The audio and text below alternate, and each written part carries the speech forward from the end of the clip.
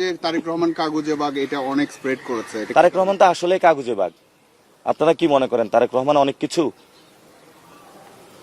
উনি কেন গণ অভ্যুত্থানের পরে দেশে আসলো না? উনি কার সাথে চুক্তি করে এসেছে? জনগণের সামনে ক্লিয়ার করুক। ওনাকে কে অধিকার দিচ্ছে আওয়ামী লীগের লোকদেরকে পুনর্বাসন করার জন্য? আওয়ামী লীগের যে সজীব ওয়াজেদ জয়, সে রাজনীতি করবে না করবে এটা জনগণ সিদ্ধান্ত নিবে। তাকে কে সিদ্ধান্ত নিতে বলেছে? এটা শুধু মির্জা আব্বাস না, 300 আসনেই তারেক রহমান এসব গডফাদারদের দিয়েছে। কমিশনার কাইয়ুম কি ভালো লোক? স্বদেশ প্রপার্টিজদের দখল করছে। এই যে সাদেক হোসেনের খোকা, কালকে এক মহিলা আমার কাছে আইসে কান্না করতেছে, 7 জন টিচারকে হলো স্কুল থেকে তারা বের করে দিয়েছে। এই যে খোকা পুত্র জমিদার, এই যে কি যেন ওনার নাম, ইশরাক, বেয়াদব একটা ইশরাক। তো এই যে তারা বেয়াদবি গুলো মানুষের সাথে করতেছে। এই যে রবিউল খুনের মামলার আসামি, চারিদিকে তাকায় দেখি সন্ত্রাস আর সন্ত্রাসে বড় কোন জায়গা যায় আইসা পড়ছি।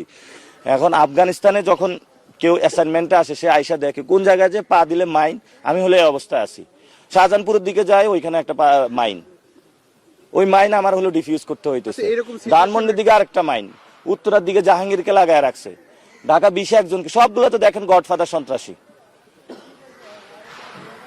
বলছে উনি প্ল্যান করে আসছে। কি প্ল্যান? যেখানে হলো লিচু গাছ আছে ওই জায়গায় লাগাবে, যেখানে আম গাছ আছে ওইটা লাগাবে। আরেক জায়গায় উনি কি করছে, যেখানে মেডিকেল বিশ্ববিদ্যালয় আছে ওইখানে করবে, ওটার উপরে আরেকটা করবে। তো কয়েকদিন পরে ঘোষণা দিবে যে বিএনপি যেটা আছে আরেকটা বিএনপি প্রতিষ্ঠা করা লাগবে।